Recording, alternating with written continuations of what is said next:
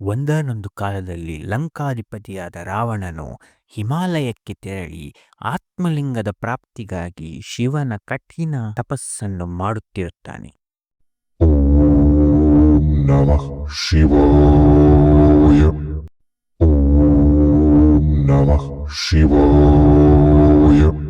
ರಾವಣನ ಕಠಿಣ ತಪಸ್ಸಿಗೆ ಮೆಚ್ಚಿದ ಶಿವನು ಅವನ ಮುಂದೆ ಪ್ರತ್ಯಕ್ಷನಾಗುತ್ತಾನೆ.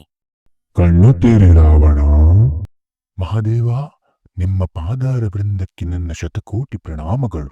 ನಿನ್ನ ಕಠಿಣ ತಪಸ್ಸಿಗೆ ಮೆಚ್ಚಿದ್ದೇನೆ ರಾವಣ. ಕೇಳು, ನಿನಗೆ ಅದು ಏನು ಬರಬೇಕು ಕೇಳು. ನನಗೆ ಆತ್ಮಲಿಂಗವನ್ನು ಕರುಣಿಸು ಮಹಾದೇವ. ತಥಾಸ್ತು.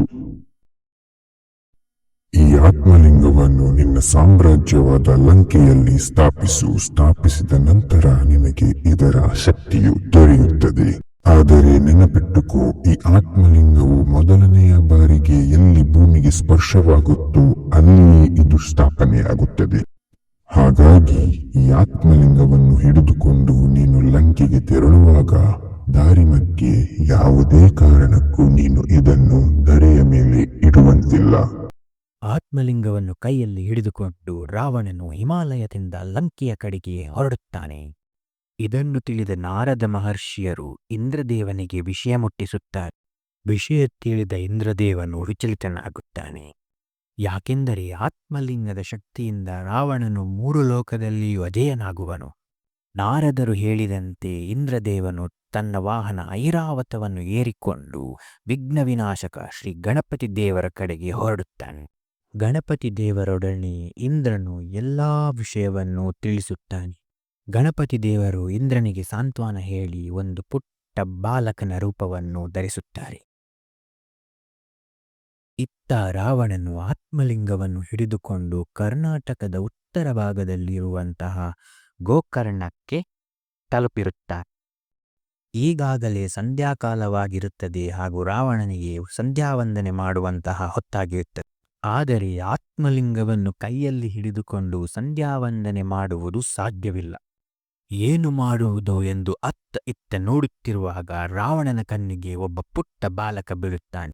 ರಾವಣನು ಬಾಲಕನೊಡನೆ ಈ ಆತ್ಮಲಿಂಗವನ್ನು ಹಿಡಿದುಕೋ ಎಂದು ಹೇಳುತ್ತಾನೆ. ಯಾವುದೇ ಕಾರಣಕ್ಕೂ ಈ ಆತ್ಮಲಿಂಗವನ್ನು ಧರೆಯಲ್ಲಿ ಇಡಬೇಡ ಎಂದು ಹೇಳಿ ರಾವಣನು ಸಂಧ್ಯಾವಂದನಕ್ಕೆ ತೆರಳುತ್ತಾನೆ. ಸ್ವಲ್ಪ ಹೊತ್ತು ಕಳೆದ ನಂತರ ಆ ಬಾಲಕನು ರಾವಣನನ್ನು ಕರೆಯಲು ಪ್ರಾರಂಭಿಸುತ್ತಾನೆ. ಇದು ತುಂಬಾ ಭಾರ ಇದೆ. ಇದನ್ನು ಇನ್ನು ನನ್ನಿಂದ ಹಿಡಿದುಕೊಂಡು ನಿಲ್ಲಲು ಸಾಧ್ಯವಿಲ್ಲ. ನೀನು ಬೇಗ ಬಾ. ಸ್ವಲ್ಪ ಹೊತ್ತು ಹಿಡಿದುಕೋ ಬಾಲಕ, ಇನ್ನೇನು ನನ್ನ ಸಂಧ್ಯಾವಂದನೆ ಮುಗಿಯುತ್ತದೆ. ಆದರೆ ಎಷ್ಟೊತ್ತಿಗಾಗಲೇ ಬಾಲಕನು ಆ ಆತ್ಮಲಿಂಗವನ್ನು ಧರೆಯಲ್ಲಿ ಇಟ್ಟೇ ಬಿಡುತ್ತಾನೆ. ಇದನ್ನು ನೋಡಿದ ರಾವಣನು ಆತ್ಮಲಿಂಗದ ಕಡೆಗೆ ಓಡುತ್ತಾನೆ. ಗೋಕರ್ಣದ ನೆಲದಲ್ಲಿ ಸ್ಥಾಪನೆಯಾದ ಆತ್ಮಲಿಂಗವನ್ನು ಎತ್ತಲು ಪ್ರಯತ್ನಿಸುತ್ತಾನೆ. ರಾವಣನು ಎಷ್ಟೇ ಪ್ರಯತ್ನಪಟ್ಟರೂ ಅದು ಎತ್ತಲು ಸಾಧ್ಯವಾಗುವುದಿಲ್ಲ. ಕೋಪಗೊಂಡ ರಾವಣನು ಆ ಬಾಲಕನ ನೆತ್ತಿಗೆ ಮುಷ್ಟಿಯಿಂದ ಹೊಡೆಯುತ್ತಾನೆ.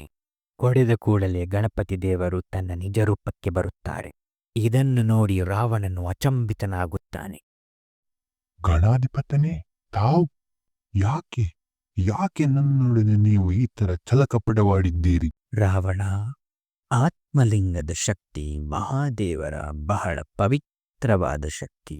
ಅದನ್ನು ಒಳ್ಳೆಯ ಕಾರ್ಯಕ್ಕೆ ಮಾತ್ರ ಉಪಯೋಗಿಸಬೇಕು. ಆದರೆ ನೀನು ಅದನ್ನು ತನ್ನ ಸ್ವಾರ್ಥಕ್ಕಾಗಿ ಬಳಸಲು ಹೊರಟಿದ್ದೀಯಾ? ಪಾರ್ಥ, ಏನು ಹೇಳುತ್ತಿದ್ದೀರಿ ಗಣಾಧಿಪತನೇ? ನಾನು ಈ ಆತ್ಮಲಿಂಗವನ್ನು ನನ್ನ ರಾಜ್ಯದ ಜನತೆಯ ಒಳಿತಿಗಾಗಿ ತೆಗೆದುಕೊಂಡು ಹೋಗುತ್ತಿದ್ದೆ ಗಣಾಧಿಪತನೇ. ರಾವಣ, ನೀನು ಸಾಹಸಿ, ಪರಾಕ್ರಮಿ. ಭೂಮಿಯ ಅರ್ಧದಷ್ಟು ಭಾಗ ನಿನ್ನದೇ ಹಿಡಿತದಲ್ಲಿದೆ. ಕುಬೇರನ ಸಂಪತ್ತೂ ನಿನ್ನದಾಗಿದೆ. ಇಷ್ಟೆಲ್ಲಾ ಇದ್ದ ಮೇಲೂ ಆತ್ಮಲಿಂಗದ ಆಸೆ ನಿನಗೇಕೆ ರಾವಣ? ಯಾಕೆಂದರೆ 3 ಲೋಕವನ್ನು ನಾನು ಆಳಬೇಕು, 3 ಲೋಕದಲ್ಲಿಯೂ ನಾನು ಅಜರಾಮರಾಗಬೇಕು ಎಂಬುದು ನನ್ನ ಆಸೆ. ಇದುವೇ ನಿನ್ನ ಸ್ವಾರ್ಥ ರಾವಣ. ಅಜೇಯನಾಗುವುದು, ಅಮರನಾಗುವುದು ಮಾನವರಿಗಲ್ಲ ರಾವಣ. ನೀನು ದೇವಾದಿದೇವ ಮಹಾದೇವನ ಭಕ್ತ. ಯುದ್ಧದಲ್ಲಿ ಅಜೇಯನಾಗುವಂತಹ ದುರಾಸೆಯನ್ನು ಬಿಟ್ಟು ತನ್ನೊಳಗಿರುವಂತಹ ಕಾಮ, ಕ್ರೋಧ ಅಹಂಕಾರವನ್ನು ಹಿಡಿತದಲ್ಲಿ ಇಟ್ಟುಕೊಳ್ಳುವವನಂತವನಾಗು. ಅರ್ಥವಾಯಿತು ಗಣಾಧಿಪತನೇ. ನಿಮ್ಮ ಮಾತುಗಳಿಂದ ನಾನು ಪುನೀತನಾದೆ. ಇನ್ನು ನನಗೆ ಆಜ್ಞೆ ನೀಡಿ. ಹೀಗೆಯೇ ಆತ್ಮಲಿಂಗವನ್ನು ಗೋಕರ್ಣದ ನೆಲದಲ್ಲಿ ಪ್ರತಿಷ್ಠಾಪಿಸಲಾಯಿತು. ಆತ್ಮಲಿಂಗವಿರುವ ದೇವಸ್ಥಾನವನ್ನು ಇಂದಿಗೂ ನಾವು ಗೋಕರ್ಣದಲ್ಲಿ ಕಾಣಬಹುದು. ಹಾಗೆಯೇ ಬಾಲಕನ ರೂಪದಲ್ಲಿದ್ದ ಗಣಪತಿಗೆ ರಾವಣನು ನೆತ್ತಿಗೆ ಹೊಡೆದಾಗ ಗಣಪತಿಯ ನೆತ್ತಿಯ ಭಾಗದಲ್ಲಿ ಒಂದು ತೂತಿನ ಆಕಾರವಾಗುತ್ತದೆ. ಆ ತೂತಿನ ಆಕಾರವಿರುವಂತಹ ವಿಗ್ರಹವನ್ನು ಇಂದಿಗೂ ನಾವು ಗೋಕರ್ಣ ಶ್ರೀ ಮಹಾಗಣಪತಿ ದೇವಸ್ಥಾನದಲ್ಲಿ ಕಾಣಬಹುದು.